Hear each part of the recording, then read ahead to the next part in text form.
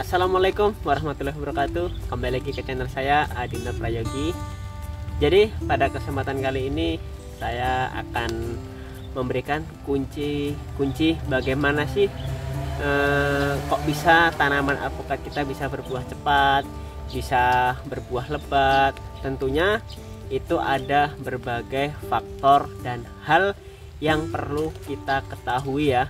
Jadi banyak sekali yang mempengaruhi tentang kenapa sih alpukat kita bisa berbuah cepat atau genjah, bisa lebat juga ya. Yang pertama yaitu yang paling terpenting, yaitu faktor dari bibitnya teman-teman. Karena bibit itu merupakan suatu hal yang sangat penting sekali dalam kita menentukan proses untuk kita mengembunkan teman-teman ya. Jadi bibit yang baik itu yaitu berasal dari varietas yang tentunya unggul juga. Varietas unggul ada beberapa contoh seperti yang di belakang saya, yaitu adalah salah satu alpukat lokal unggulan dari Indonesia, yaitu alpukat Miki teman-teman. Ini yang batangnya masih kecil teman-teman ya, masih kecil, berbuah sampai ke bawah. Nah tentunya varietas unggul juga harus kita barengi dengan kualitas bibit yang baik juga.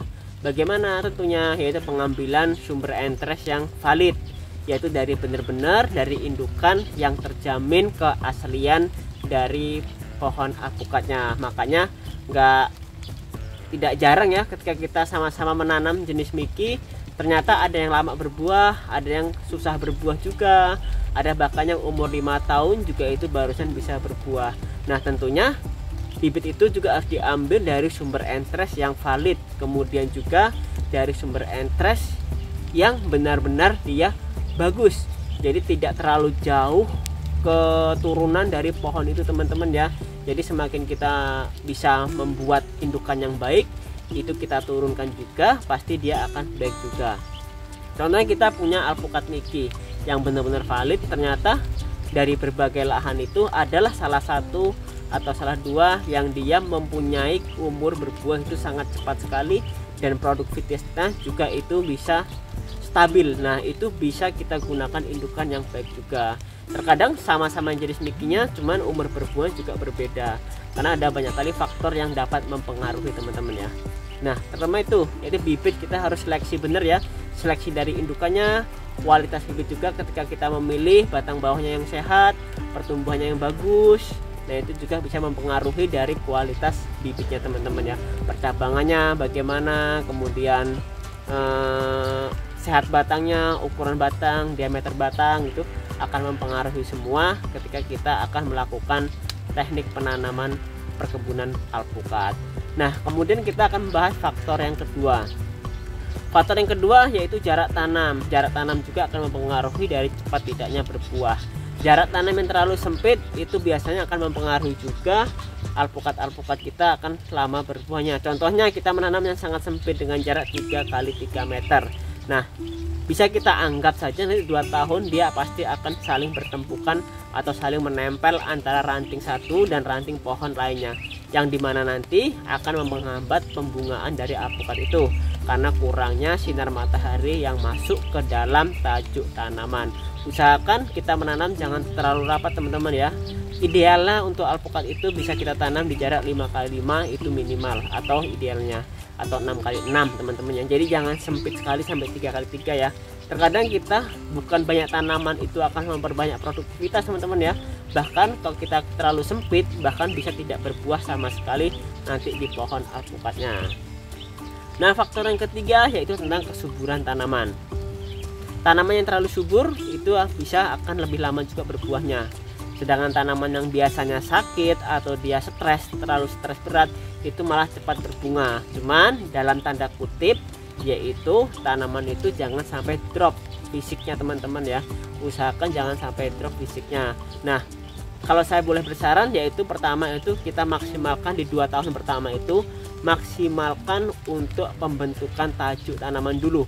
Batang tanaman kita suburkan terlebih dahulu, baru nanti lepas dari 2 tahun itu baru kita buat bagaimana tanaman itu kita kurangin fase vegetatifnya dan kita rangsang untuk masuk ke fase generatif. Caranya dengan apa teman-teman?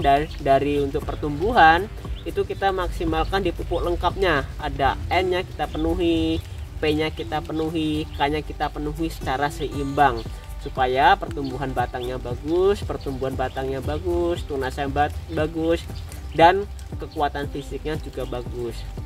Nah, dan nanti ketika tanaman sudah pas ya, sudah besar, sudah cukup idealnya untuk dia melakukan pembuahan, baru kita perkaya unsur fosfatnya, kaliumnya, kalsiumnya itu kita penuhi, kita dominasikan, dan kita kurangi unsur nitrogennya, karena unsur nitrogen itu akan memperpanjang fase vegetatifnya atau pertumbuhannya, sehingga kita hindari pupuk-pupuk yang ada N-nya.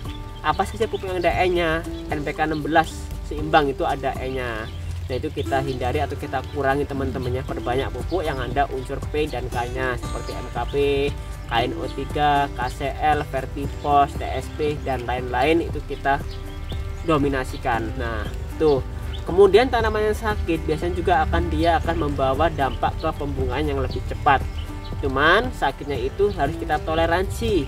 Ketika tanaman sakit beneran, daunnya kurang atau masih kecil sekali, itu kita buang saja. Kecuali itu kita dalam pot atau kita ingin tabu dalam pot, itu nggak masalah. Yang penting nutrisinya kita penuhi cukup, kesehatannya kita penuhi juga, walaupun daunnya kurang. Yang penting kita atur jumlah buahnya supaya tanaman tidak sakit, teman-teman ya. Nah, kemudian cara penanaman. Nah, cara penanaman itu menjadi faktor utama juga, teman-teman ya. Jadi penanaman itu juga akan mempengaruhi juga bisa tanaman cepat berbuah atau tidaknya.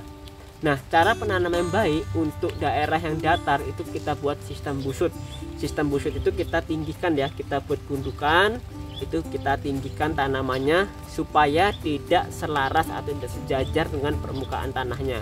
Tujuannya apa? Tujuannya untuk menghindarkan tanaman jenuh akan air ketika musim penghujan.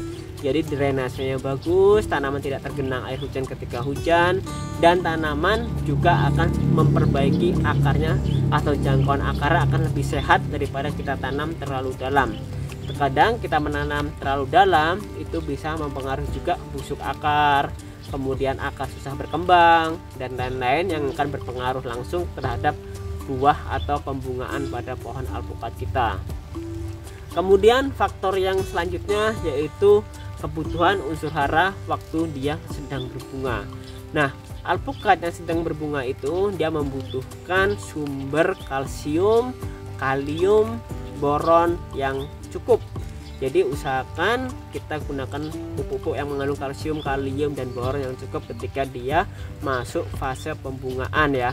P-nya kita stop dulu, teman-teman. Ketika dia sudah berbunga full, sudah berbunga cukup, kita P-nya kita stop ya. Kita stop supaya dia masuk ke kalsium dan kaliumnya itu cukup. Nah, usahakan kita itu. Kemudian pH tanah. pH tanah itu harus kita jaga juga. pH tanahnya supaya tidak drop ya, teman-teman ya. Ketika pH tanah itu di bawah 5, itu tandanya pH tanah kita asam. Nah, ketika kita asam, maka banyak sekali unsur-unsur hara yang tidak bisa diserap oleh tanaman. Maka itu kita harus jaga pH tanah kita, kesuburan kita itu dengan menggunakan kapur dolomit supaya untuk menjaga atau menetralisirkan tanah dari pH-nya, supaya pH-nya bagus, pH-nya netral atau baik atau cukup buat tanaman, sehingga nanti unsur haranya bisa diserap oleh tanaman secara maksimal. Nah, mungkin itu saja teman-teman ya, buat kunci-kunci atau tips-tips bagaimana sih pohon alpukat kita bisa berbuah cepat dan berbuah lebat. Nah, semoga bermanfaat. Buat teman-teman yang ingin memesan bibitnya, boleh hubungi di kontak WA kita ya di 0819 1994 1475. Saya akhiri sampai di sini. Saya ucapkan terima kasih. Wassalamualaikum warahmatullahi wabarakatuh. Salam berkebun.